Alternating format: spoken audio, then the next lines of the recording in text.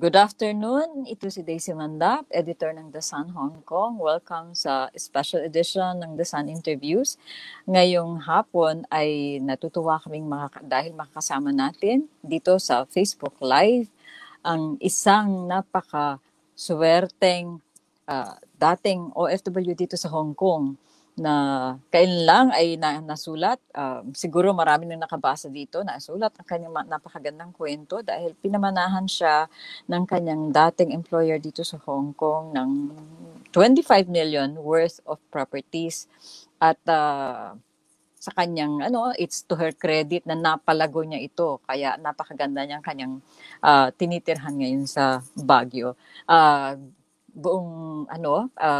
We would like to welcome with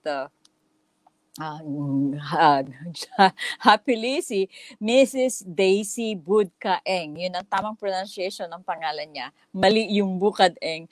Good afternoon, Mrs. Eng. Mrs. Eng, but that's your married name, no? No, ma'am. That's my single family name. Single name. Talagang hyphenated siya? Budka-Eng siya talaga. Okay. Kasi you're a native of Baguio, no? Or I'm a native of Agawa, Busao, Mountain Province. Mountain Province. Pero you're now in Baguio, no? And yes. Kasi napakaganda. I'm Trinidad Benguet po, ma'am. Sa Benguet. Just near Baguio. Na meron kang yung 4-story building, napalago mo at nakakatuwa yung ganyan na pinagyaman mo yung ipinamana sa iyo ng isang sa una natin pag-uusap, sabi mo hindi naman siya ganun kabait nung una. So pwedeng pakakwento yung kailan ka pumunta sa Hong Kong? Pumunta ako sa Hong Kong, I think March 17, 1991. Madam. 1991. Oo, napakatagal. Pero mas nauna pa rin ako sa iyo. So, I suppose, at saka 21 years old ka lang, if I remember right, nung dumating ka rito? Oo, madam. Oo. Bakit bagay nung araw na yon hindi pa 23. Ngayon, minimum age para sa mga OFW ay 23 years old. So, at 21, bakit ka nakaisip na pumunta ng Hong Kong? Kasi, ma'am, yung ko dati sidewalk vendor ng asin.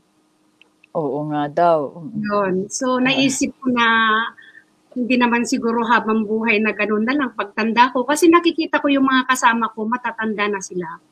Nagtitinda ng asin.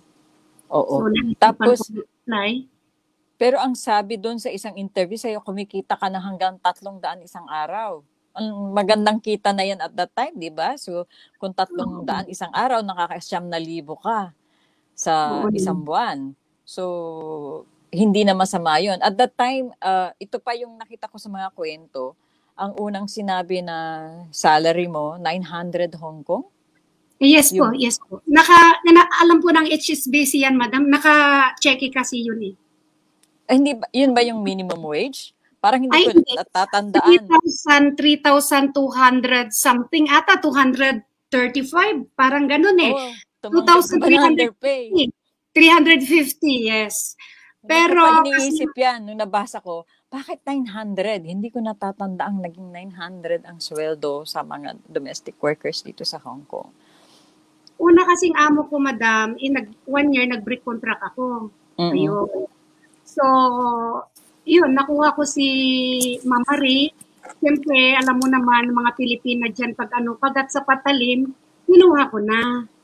So, yun. Pagkatapos ng trabaho ko sa kanya, which nga I know na alam naman natin lahat na illegal talaga, naghahanap ako ng part-time.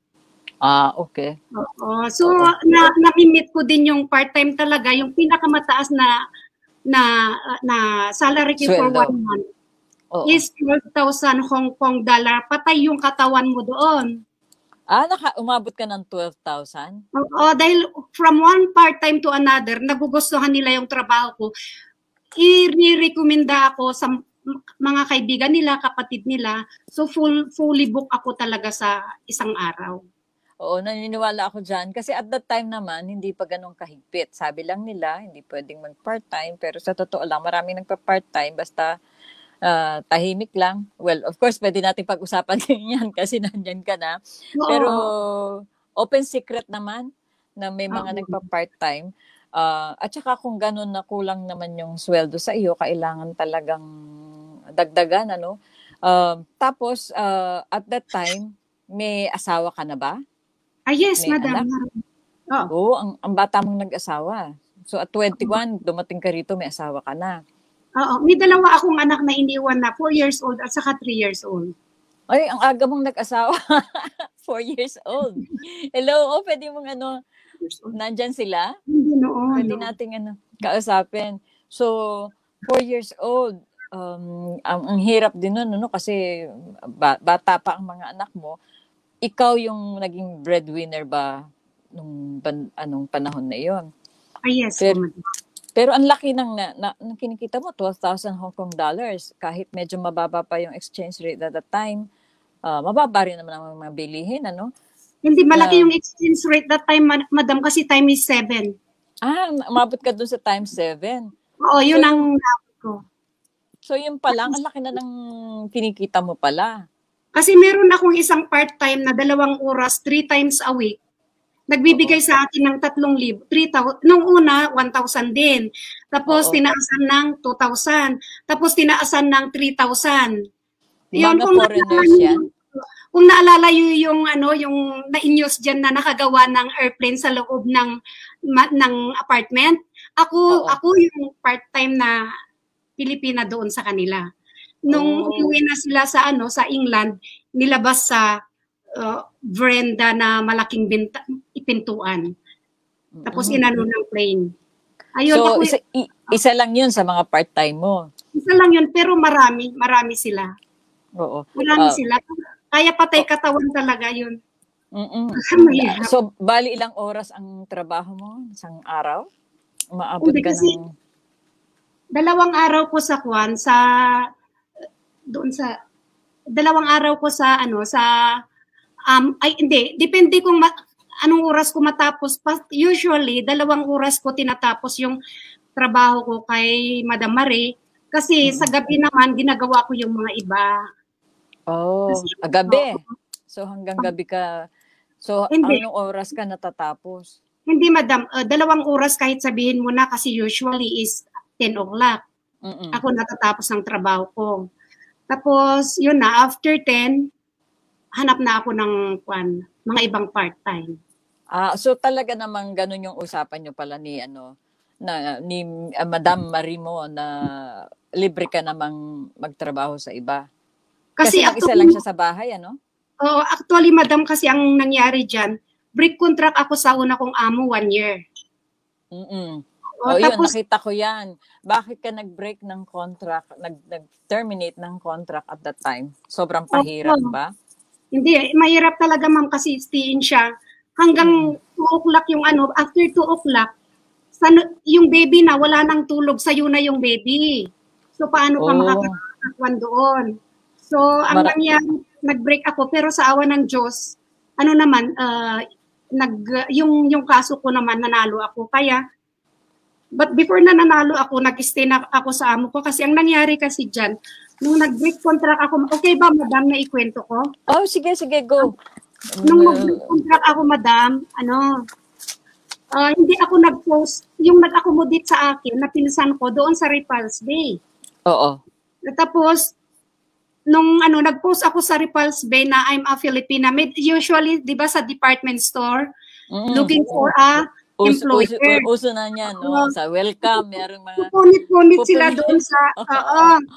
Ang nangyari, marami kami doon na na-accommodate doon kay yung pinsang kong si Julia Lunugan. Tapos, umakyat ako doon kay Martina Dumaniw kasi marami na kami. Kaya ang nangyari, yung mga finish contract, nag-start na sila sa mga trabaho nila. Yung isa, yung 2 lang kaming natira kay Martina.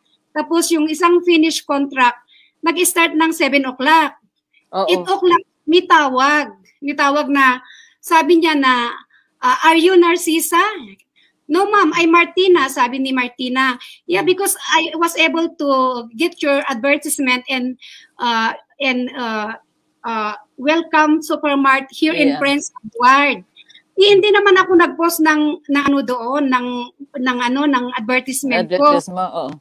So ang nangyari, but I have a friend here. So 8 o'clock, ako ang naiwan. I have a friend here who is looking for an employer. So ako na ang kinausap ni Ma'am Marie. So hinanap ko siya sa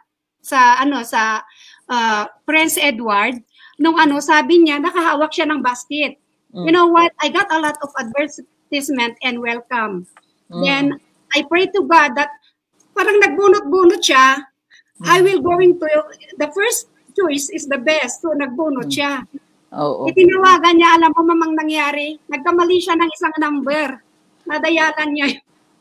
Kaya pala nagtaka yung So, talagang pinagtagpo kayo, kumbaga. Paano mo naman nagustuhan siya samantalang, mababa yung offer, di ba? Mukha bang mabait? Pero sabi mo, may katarayan din siya. Hindi naman siya yung nagpakita ng katarayan o ano lang. Yung iba yung treatment niya. Pwede ka namang makaupo sa salas niya, sa sofa. Samantala yung una kung amo, hindi ka allowed na uupo sa sofa. Pag magpadidi ako ng baby, yung bangkito na plastic. Doon. Talaga? Tapos, kahit hawak mo yung anak niya? Oo. Tapos sabi ng una kong amo, because sabi ko sa kanya, pinalipat kasi ako parang 2 bahay. Sabi ko, I'm not a machine. Sabi kong ganon. Pag napapagod din ako. No, Filipina maid is required to work 24 hours. Sabi niya. Kaya yung trabaho ko sa kanya na 2 hours, 900 habang naghahanap, ay kinagat ko na. Yun ang talagang because sabi niya, I'm just only a one lady living in here. So, I can only give you 900 if you want. Siyempre, alam mo man, ma'am, inaantay ko pa yung kaso ko. Nakakaya naman na nakatira ako sa mga, kahit open yung amo nilang mag-accommodate kasi mga foreigner yung amo nila na mga from England. England. Siyempre, nahiya ka din, di ba? So, kinagat ko na yun. Oo, naiintindihan natin yan. Kasi mabuti nga, inalaw ka mag-process, Kasi after that, natatandaan mo, naghigpit na. Pag na-terminate ka, hindi ka na pwedeng mag-process, uwi ka sa Pilipinas. So, at that time, nung panahon mo, pwede pa, Pagkatapos mong ma-terminate, meron kang ongoing na labor case, inalaw ka na mag-process ng bagong kontrata. Hindi, yung time na yun, ma'am, yung pag nakahanap ka ng bagong amo, kailangan umuwi ka. Yung mga iba, nakasama ko na may browsers pa, pinauwi. Kaya nagtataka sila sa akin, bakit ako nakaprocess.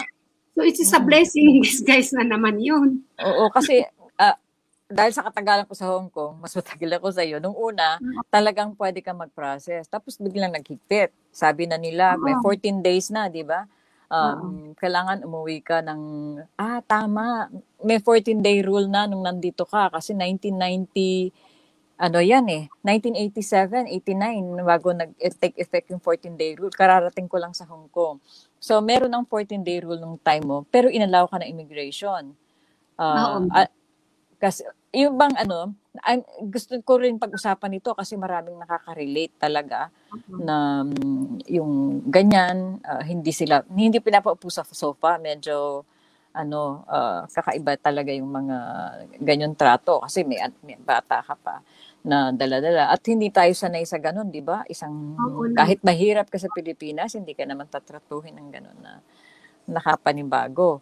Yung pahinga mo na nga kung iihi ka na sa toilet yung pahinga mo, yung medyo tagalan mo para makaupo ka Yung ang malungkot hanggang ngayon nangyayari yan. Hindi pa rin masyadong na gumaganda ang trato sa mga domestic worker natin. Kaya, swerte kung katulad mo, in a way, naging swerte ka rin, So, meron kang parang nakapirma sa iyo, pero inalaw ka mag part-time at mukhang generous yung mga naging part-time mo. Kaya ka umabot ng ganito kalaki na halaga. Tapos, ganito kasi ang ginagawa ko, ma'am. Aminin na natin. Kung mamimit ko na, na mga Pilipina, sabi ko, kapatid ng amo ko. Yung pinupuntahan ko, kapatid ng amo ko, sabi ko. Oo. Kaya, di ba maraming nare-report din, yung nagre-report, parehas na Pilipina din. Uso nga daw nung ganon. Kasi ewan ko kung totoo na merong bayad yung mga nagtitip daw sa immigration. Di ba yun ang malaking usapan nung time na yon na mag-report ka? Dahil kasing maraming nagpa-part-time na at that time na uso yung part-time, alam nila na naghihigpit yung immigration, sinasamantala yung ng iba. Pero marami pa rin, tahimik ka lang.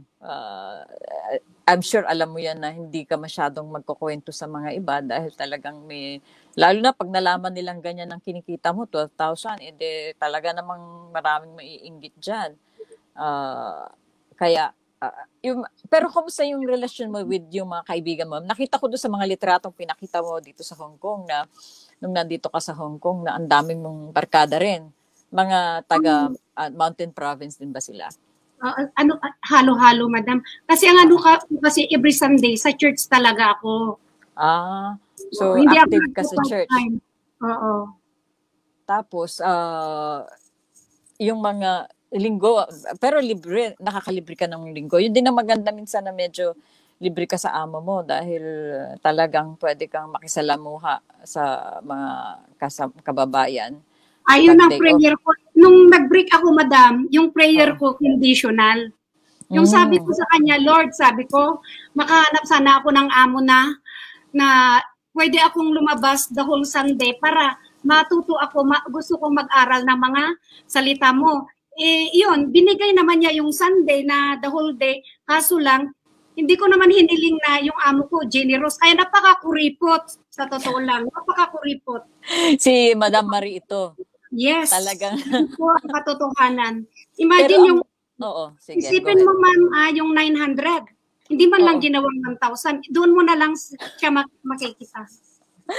Tapos, sa pagkain naman, paano kayo sa pagkain? Sa akin, ma'am. Sa akin yung pagkain ko. Sa'yo pa rin yung pagkain nun. So, talagang, at least may bahay ka. Yung bahay niya, na sarili, kumusta? Hindi ganun kalaki? Maliit lang din yung Prince Edward to, no? Oo, Prince Edward. Malaki yun, madam. So talagang nakikita mo na ang yaman naman nito pero ang kuripot, ganun. Pero hindi ka trinato ng hindi maganda. Kumbaga, inaapi katulad nung Inchik ba yung una mong employer? Yes, madam. Itong si Madam Marie ay Portuguese siya, no? Ang apelyido niya, Marie Augusta Ribeiro Ramshan. Yung Ribeiro is medyo kilalang apelyido rito sa Hong Kong ng mga taga Macau, Portuguese. Yes, ma'am. Ribeiro talaga siya nung single siya. Ribeiro siya. Tapos Ramshan is Indian naman yata. Anong asawa niya? Indian. Oo. Pero mag-isa lang siya sa bahay. Mag-isa lang siya kasi nung andun na ako, 16 years na namatay na yung asawa niya. So ilang taon na siya noon? 70 plus ata 70 plus. So, ito para din tip natin sa mga kababayan natin na gustong magkaswerte, kahit hindi ganyan kasing swerte mo, pero paano mapaganda yung relasyon with yung employer nila. Dahil ikaw, marami kang pinagdaanan, yung una, masama ang trato sa'yo, si Marie, kuripot. So, ano yung pwede mong ibahagi sa kanila para maging maganda ang relasyon nila sa kanilang mga employer? Ang sa akin kasi, yung kahit na nagmumura si Madam Marie, nagmumura pa. Hindi ko talaga siya sinasagot ng Kaya, mas maganda kasi, you can cool down a burning fire naman Kahit na masama ang amo mo, pag ipakita mo na masipag ka, at saka tapat ka sa kanila, siguro, pagdating ng panahon, tatratuin ka rin. Basta hindi ka talaga papatayin sa trabaho, okay lang yun, basta kinakaya.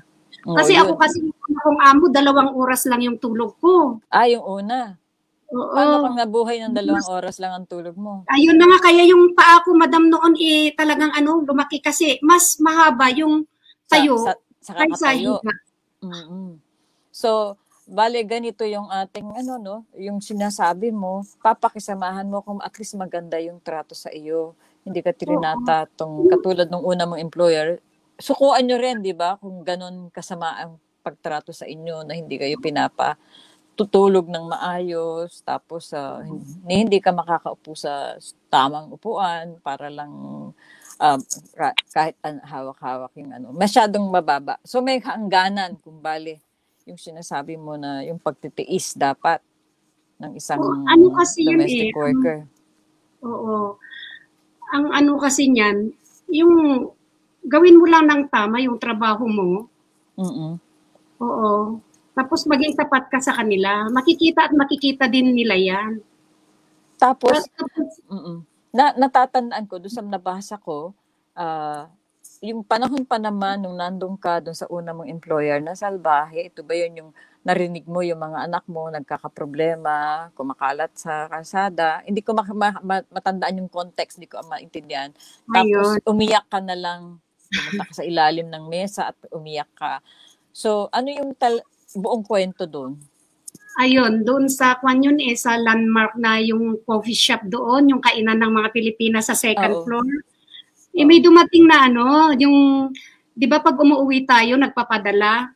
Bumalik yung pinagpadalhan ko, kuninto niya, na sabi niya na iniwanan daw yung mga anak ko, sila-sila lang doon, tapos nasa kalsada na makalat-kalat, tapos sabi daw ng isang matanda na, nagkalambitin sa sasakyan, 4 years old yun yung una ko.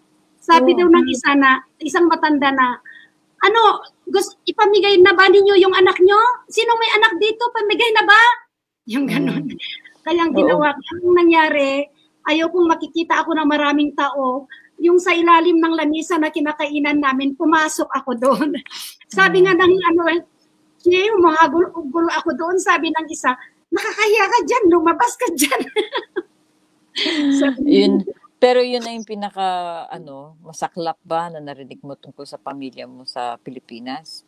Sino bang nag-aalaga sila at that time? Yung daddy nila. So, ba't nasa kalsada sila? Anong nangyari? Siyempre, nasa kalsada kasi yung ama nila napabarkada, ganon. Alam mo naman karamihan sa naiiwanan, hindi naman lahat, pero karamihan. So, nagka-problema ka rin sa Pilipinas, bale? Yun yung medyo mahirap pag nasa abroad ka. Ayun na nga. Kaya, paano ang kaya doon? Paano mong nalulusutan yung mga ganong problema? Yung ginawa ko, pinapirma ko yung amo ko.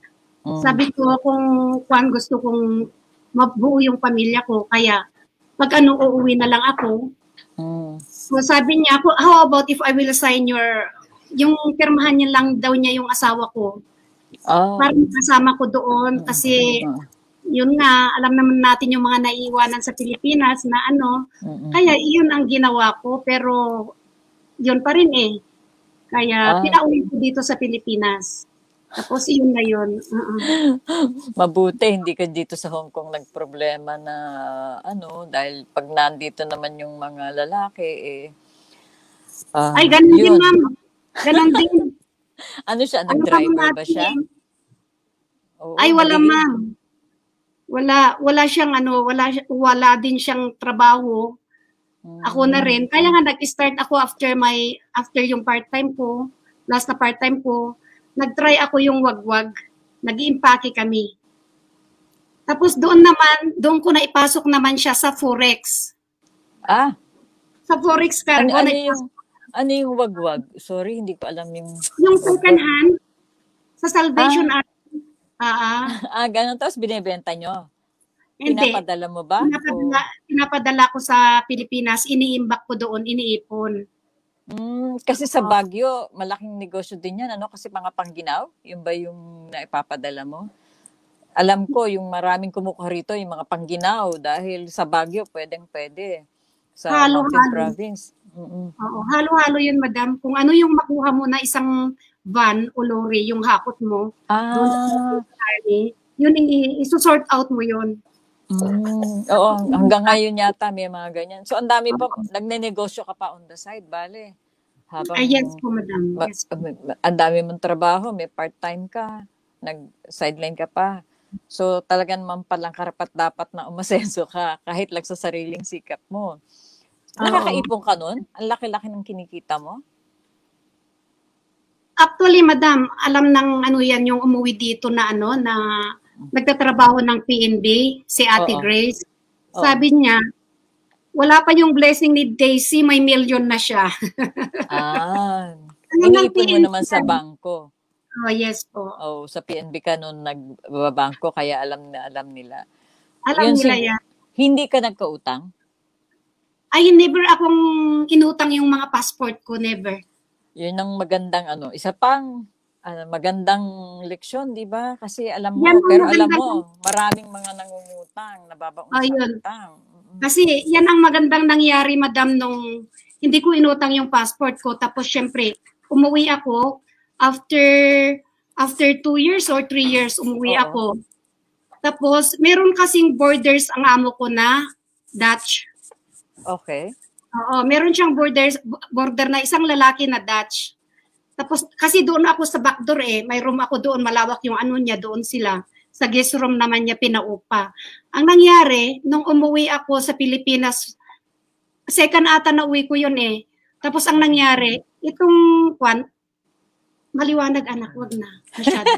Hindi, okay lang yan. Medyo konti, ilayo lang yung light. Ang nangyari, kausapin din natin yung mga anak mo kasi interesado. Natatakot. Tapos ang nangyari,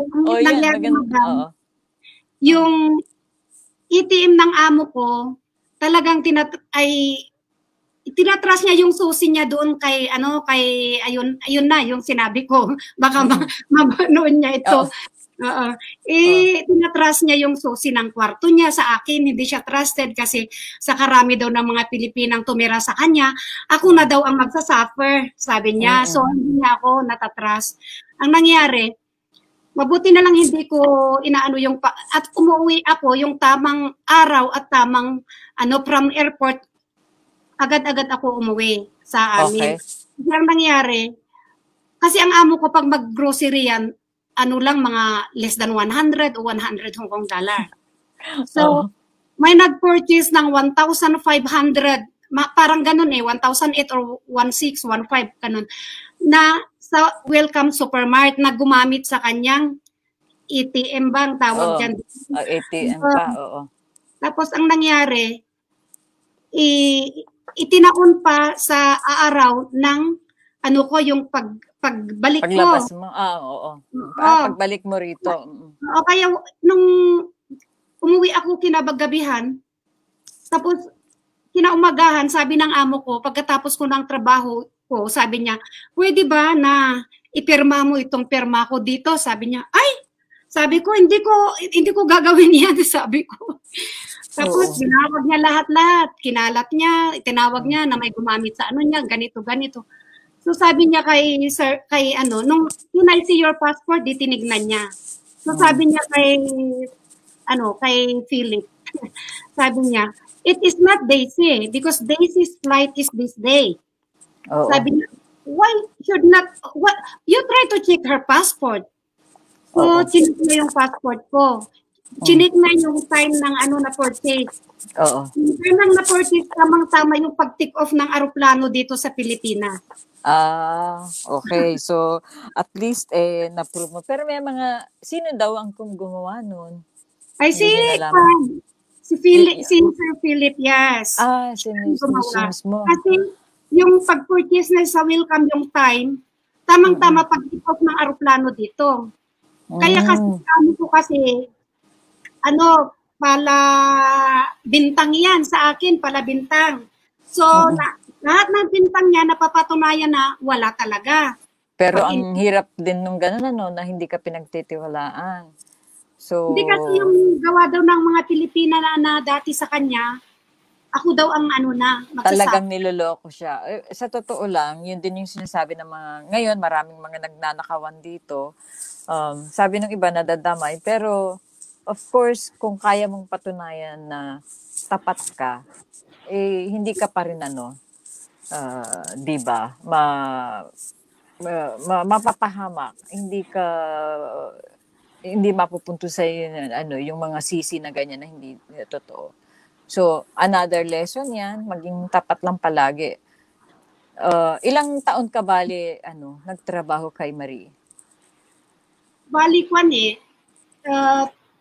Bali almost 11 years ata or more than 11 years. So, the whole time, mas pagod yung part-time, no? Kasi bilang oras, pag yung pumunta ka sa isang part-time, alam nila, gagawin mo lahat in 2 hours, kung ganun yung kontrata nyo, di ba?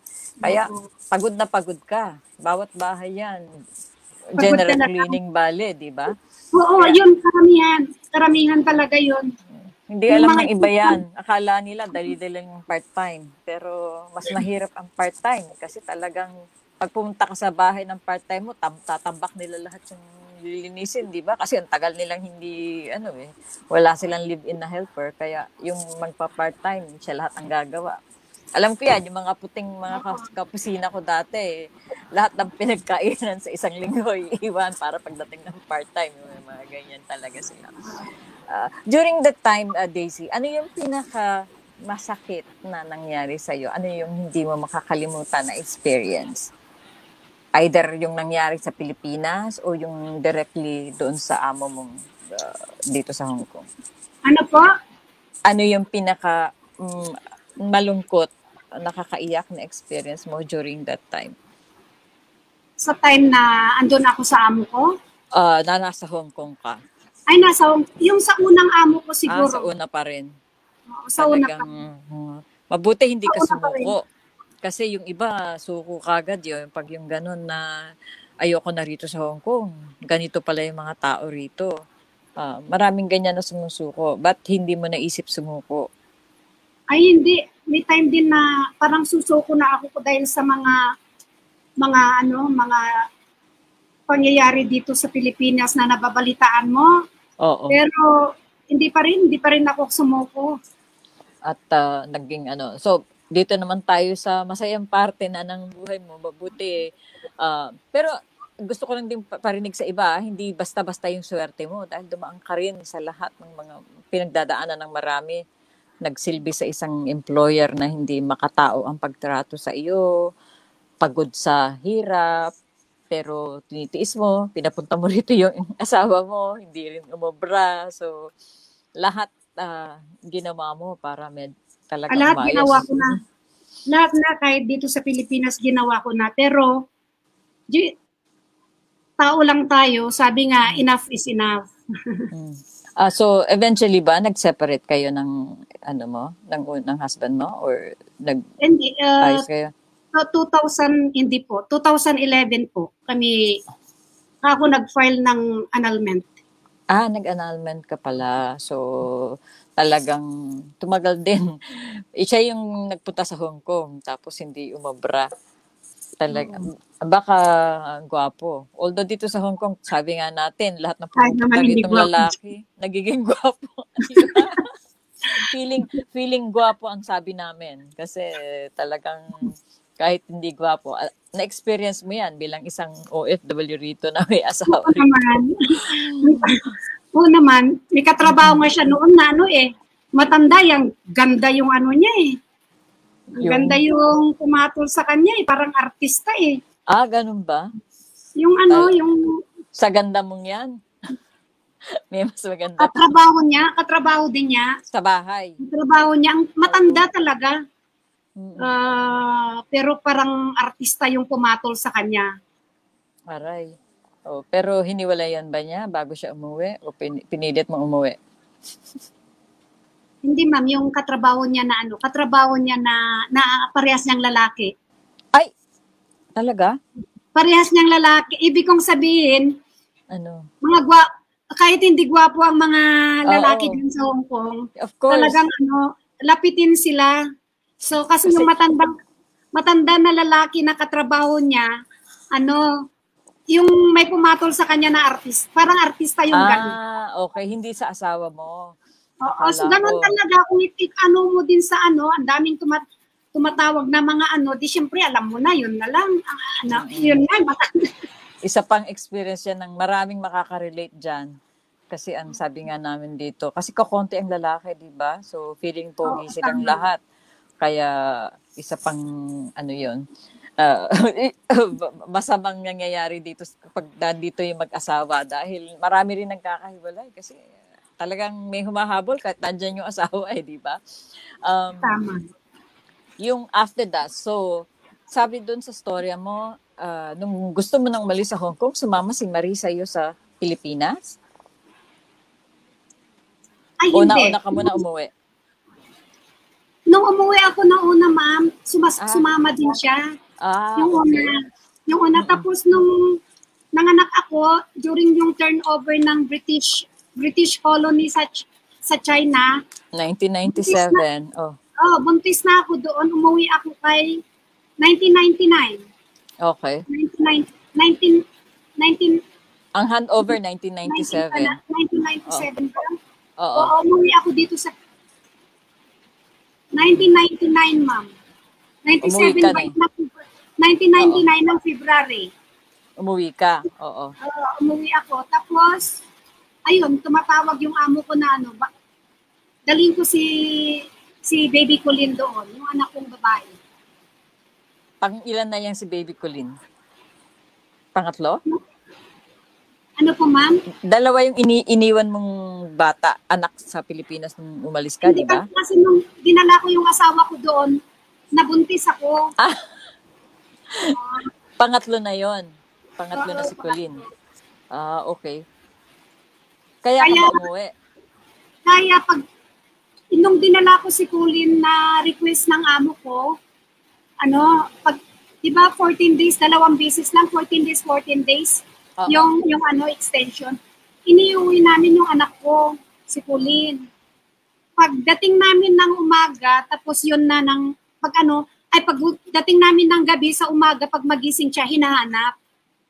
Kaya yun, nag-decide siya na mag-apply ng retirement visa dito para makasama niyang mas matagal si Colleen. Ganun po, ma'am. So, nagstay muna siya sa Pilipinas. Saan siya nagstay? Sumama sa bahay niyo? Doon sa bahay namin sa Saitan, ma'am. Pero, nung pinabalik kami sa Hong Kong, nung una po naming punta na kasama ko si Colleen, ma'am, yung may surprise siya, pero hindi niya, yung teddy bear, yung alam ko. Tapos, sabi niyang ganon, kasi meron pa yung mga kasama niyang mga kasama niya dyan na, mga Pilipina din na, during their time, mga artista sila, pero nag-asawa sila ng foreigner, sina Ma'am Patricia at saka si Ma'am Becky. Yun. Tapos, syempre, hinahanap-hanap niya ako nung nasa Pilipinas ako nung nanganak. So, ang nangyari, kinahalap niya lahat yung mga, papil-papil daw na parang nawala sa kasi hinahanap niya ako, akala niya hindi ako babalik. So, ang nangyari, nagdala sila ng Pilipina doon, pero ayaw niya. Ang sinasabi daw niya, I want Daisy to be back here. So, tinaboy niya yung mga dinalang Pilipina. Kasi twininto rin ni na Ma'am Vicky at Ma'am Patricia baka andyan pa sila sa Hong Kong. So, ano yun? Ilang taon na siya nun? Ano po, ma'am? Meron kaming litrato ni, si Marie yung nandun kasama mo sa stroller, Anak mo ba yun? Yung nandun sa litrato? Parang sa government house yun? Meron kang pinadalang litrato na si Marie ba yun? Yung paki-check nga yung litrato. Pinapa-upload ko. Di ba may pinadala kang litrato sa may government house siya? Kasama mo si Marie at yung naka-stroller. Anak mo yun. Si Colleen. Yung tataka ako dahil alam ko wala siyang anak. Si Colleen. Tapos, yung nangyari kasi doon, upload kasi magaganda yung mga litrato mong pinadala rito sa Hong Kong. Bata-bata pa pala siya noon. Ano, ma'am? Bata-bata pa rin pala siya noon kasi nakita ko yung litrato, hindi siya katandaan. Ilang taon na si Madam Marie nung time na yon? Nung umalis ka. Nung umalis ka, ilang taon siya noon? Ilang edad niya? Mga 80 plus niya siguro. 80, mga 80 plus. 80 plus na? Mukha siyang bata. Nung umalis ako na manganganak dito sa Pilipinas. Oo, 80 plus na siya noon. Pero nung una ko, 70 plus pa niya. Nung una kasi 11 years ka sa kanya, sabi mo, di ba? Oo. Ang naalala ng amo ko, kaya nag-change siya ng ano niya, yung bakit daw, pag nakikita ko kasi na para kasing yung amo ko noong tumanda na siya yung kinukurupitan niya yung sarili niya. Oo. Kaya ang ginagawa ko, pag nagluluto ako ng mga pagkain, binibigyan ko siya. Gastos mo yun? Oo. Yun, bumalik sa kanya, tinawagan niya yung si father, mga kaibigan niya, mga trustee niya, na sabi niya, kung ang katulong ko ay kaya niyang ipakain yung pinaghirapan niya, ako pa kaya? Oo. Yun talaga. Medyo utak niya. Yun talaga. Medyo nakonsensya siya na siya kuripot, pero ikaw, kahit maliit lang yung kita mo, bale, sineshare mo pa sa kanya. So, umalis ka, sinundan ka sa Pilipinas, sabi mo? Gaano katagal bago siya sumunod sa Pilipinas, si Madam Marie? Ay, hindi sumunod sa Pilipinas. Hindi sumunod. Ako lang ang bumalik kasama si Colleen. Kasi yung kwento sa nabasa ko yung mga write-up sa iyo, sumama sa Pilipinas pagbalik mo rito. Sa Pilipinas ba siya namatay? Hindi siya sa Pilipinas namatay? Ang nangyari, ma'am, nung nanganak ako kay Colleen is April 1999. Tapos tawag siya ng tawag, nabalik ako doon. Siyempre, hindi pa masyado yung natin na kaya trinabaho ko yung passport ni Colleen, July pumunta kami kay Colleen doon. Oo. So in short, hindi siya talaga pumunta sa Pilipinas. Hindi ikaw ang pinabalik doon. Unang bakasyon ko, sumama sa akin. Oo. Bumisita lang. Bumisita lang. Ang mga balita kasi na nabasa ko, dito siya namatay sa Pilipinas. Sa Pilipinas hindi, ganito man. Nung siyempre, dinala ko na si Little Colleen doon. Baby Colleen. So, ang nangyari, sabi niya, para daw siya ng sa akin, yung mga ginawa niyang masasama kasi naalala niya, yung mga goodness ko naman sa kanya, naalala niya, para i-adapt daw niya si Little Colleen. Nung pumunta ako sa immigration, nag-inquire ako doon, sabi nila, kung i-adapt ng amo mo yan, hindi mo na siya, wala ka nang pakialam sa kanya. The DSWD will going to take over your baby. So inayawan ko. Kaya ang nangyari, nag-isip siya na palitan niya na lang niya yung last will and testament niya. Parang ganun ata kasi may kinakausap siya . So, ang ganun umuwi ka, sumama siya minsan, pumunta ka din sa Hong Kong, pinapunta kayo ng anak mo, gusto niya i-adopt yung anak mo, ayaw mo naman. So, bumalik kayo ni Colleen dito sa Pilipinas. Pero si Madam Marie, saan siya? Nagstay na siya sa Hong Kong. Hindi na siya bumalik uli sa Pilipinas? Hindi na sumasama sa amin pag iiwanan namin si Colleen dito sa Pilipinas kasi 28 days lang yung siya sa Hong Kong. Tapos talagang gusto niya yung anak mo. Oo. Gusto niya talaga yung si Colleen. Oo. Baka, nandyan ba si Colleen? Andyan, pero sabi ko ayaw niya, nahihiya. Andun sa noon, sa GMA. Sinama ba rin sa GMA? Hindi ko nakita yung buong yung kay si Jessica Soho. Sana pwedeng para lang mag-hello sila sa dating tinitirhan ng nanay nila rito sa Hong Kong. Kasi inspiring yung storya, no? So gusto rin natin na yung ibang mga OFW natin dito ay magsikap, magtiyaga, dahil yung sa iyo, pagtitiyaga talaga din yung ginawa mo, hindi basta-basta yung pinuhunan mo para makuha mo yung tiwala ng isang employer, di ba? So, paano mong nalaman, forward na tayo dun sa hindi mo syempre inaakala na ganun, papamanahan ka ng pagkalaki-laking halaga. Kailan namatay si Marie?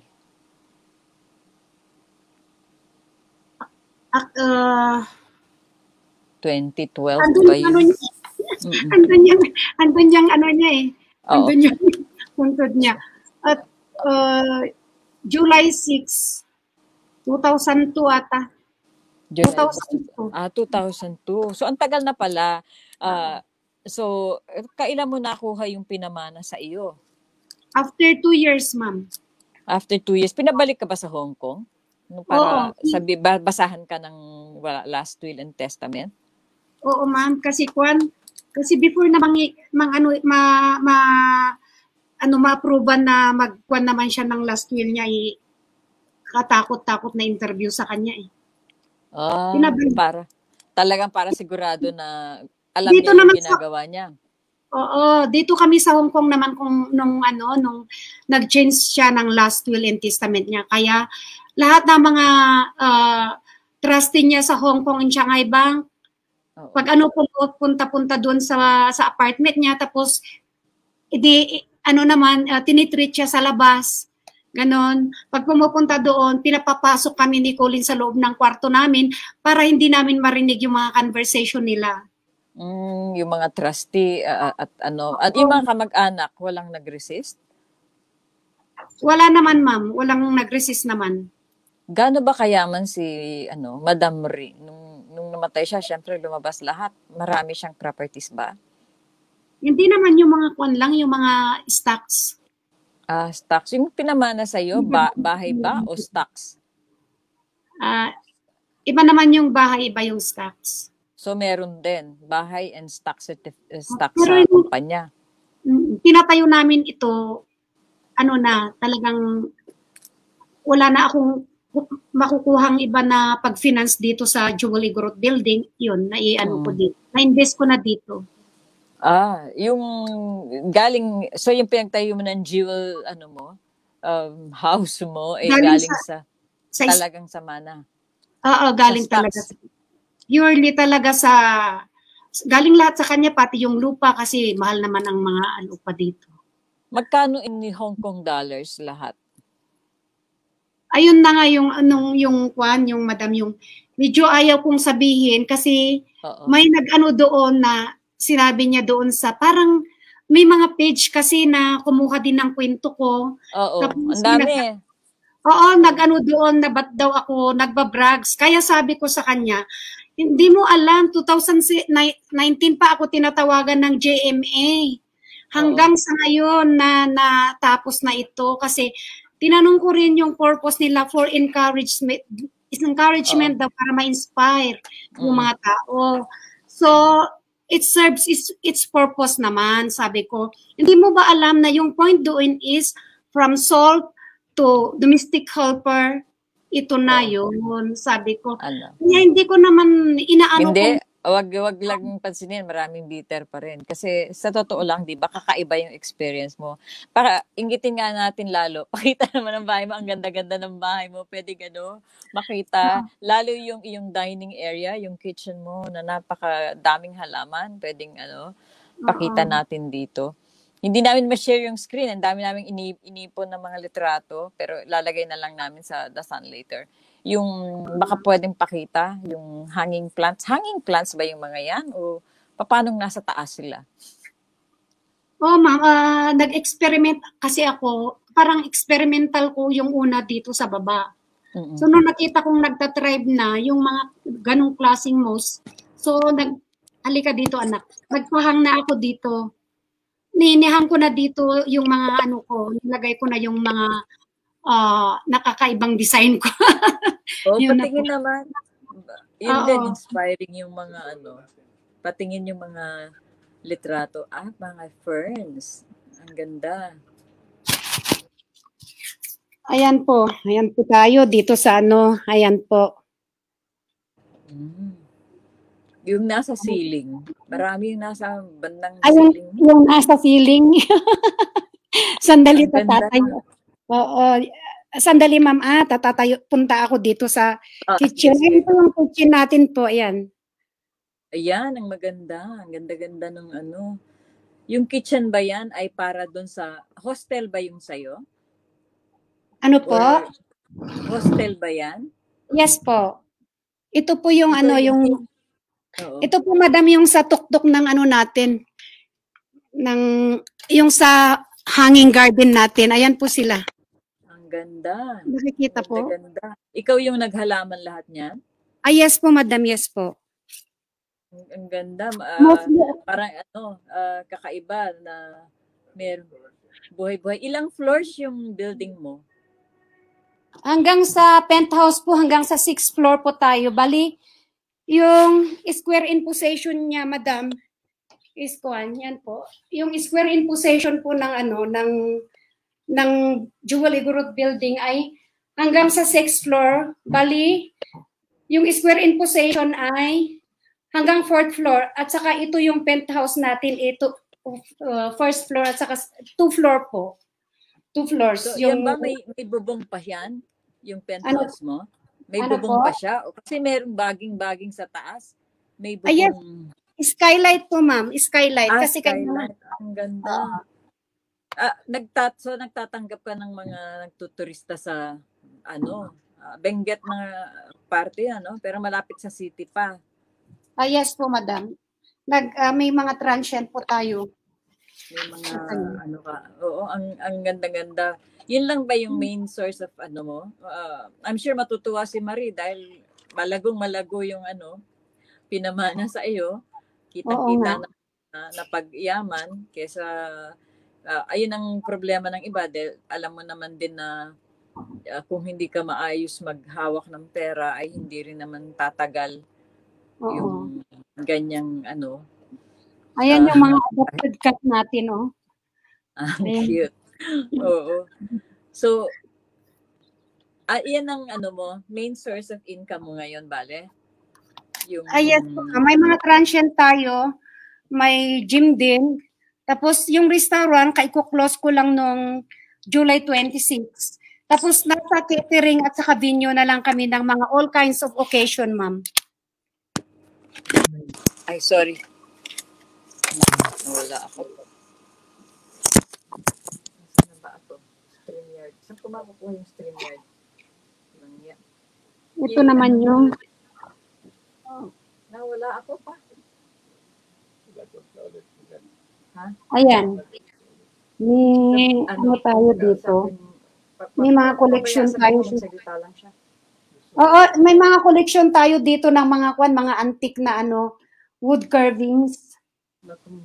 Ayan po. Tapos, okay lang, continue ko lang. Sabi mo, ipakita niya lang lahat muna. Oo. Tapos, andito, may mga lemongrass ako dito. Dito yung pinagkukunan ko ng mga, mga anak. Ayan. Dito po yung may mga, may dirty kitchen po tayo dito. Hulog yung Sorry. Ang ganda-ganda. Sige, tuloy mo lang yung Tuloy mo lang. Ang ganda, oo. Meron naman tayo dito na lutuhan ng kahoy. Ayan.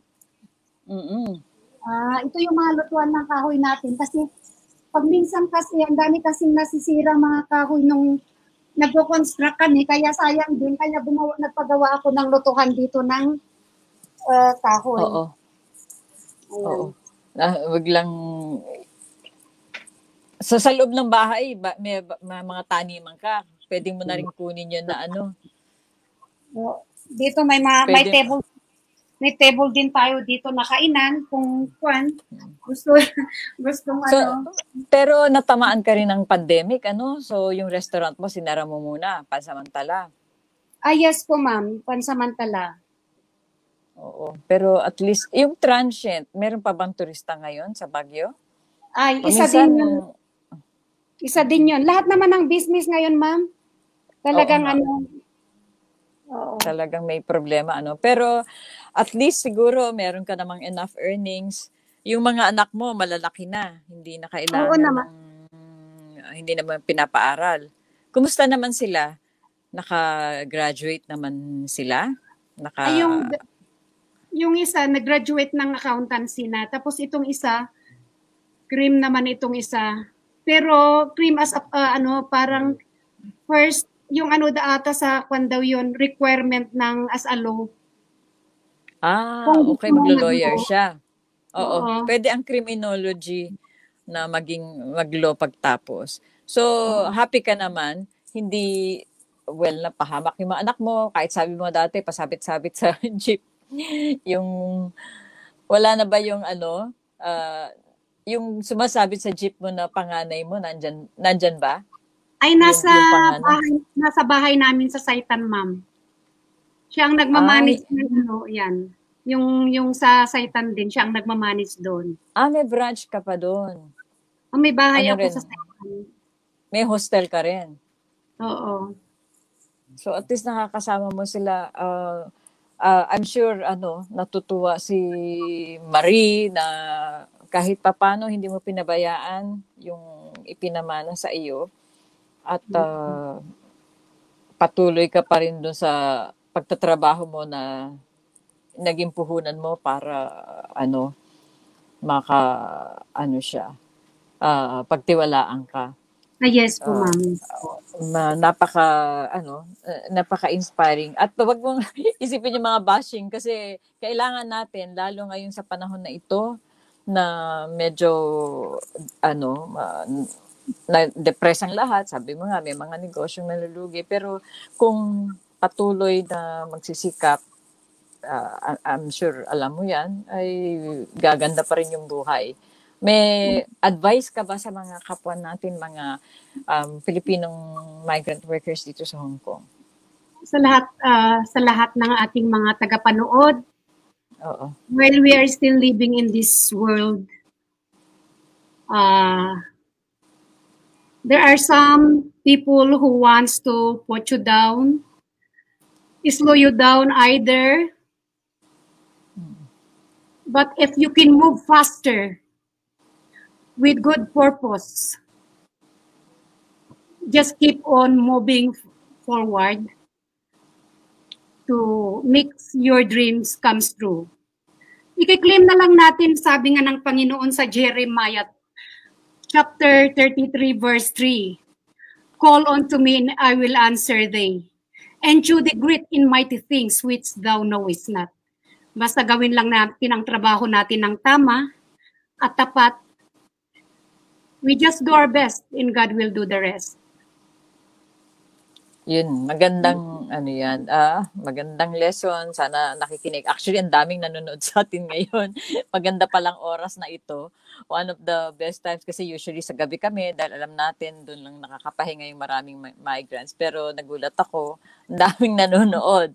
So, I'm sure ang daming mga na-inspire. Sana hindi nainggit sa ng kapalaran mong maganda kasi pinakita natin, di ba, pinaghirapan yan. Hindi man sinuwerte ka dahil syempre may biglang malaking perang dumating pero pinagyaman mo naman at pinagtrabahuan mo. Malaking puhunan mo doon, 11 years of service na kahit na hindi masyadong, noong una sabi mo hindi magandang trato sa'yo, pinagdududahan ka na mo yan, na pagtagumpayan mo kumbaga para to win her over, di ba? So, nung bandang huli, you became friends. Yes po. Alam po ng mga friend niya yan sa Hong Kong. Alam nila po. Nandito po nila. Andyan pa sila. Oo. Kaya, so, palagi sigurong, yung sabi nga ng pamangkin nila, you deserve. Ikaw talaga ang mapupuntahan yan. So, dapat sana sa ating mga Pilipina, magsuportahan na lang, huwag mag-inggitan. Kasi, sayang yung oras natin pag, yun nga, sabi ko nga. At saka hindi naman, wala na din masasayang yung pagsisikap, pagiging tapat. Hindi yan masasayang. Dahil kahit hindi ganyan ang maging swerte nila, dahil kakaiba yung swerte mo, aminin pa rin natin na hindi maraming mga employer ang ganyan ka-generous. Eventually, kasi nung una hindi naman siya ganyan ka-generous. Pero kung masikap ka, matyaga ka, at tapat ka palagi sa pagsaservisyo mo, palaging merong magandang kapalit. Di ba? Totoo yan. And ang naman yan hindi naman lahat financially yung blessing natin eh. Kaya don't expect, basta gawin lang yung tama. Oo. Gawin lang ng tama at tapat yung trabaho kasi ang Panginoon nakikita niya kung ano yung para sa'yo, para sa'yo. Napakagandang advice. So, lahat naman nakikinig, bumabalik ang magandang gawa palagi. Yes po, yes po.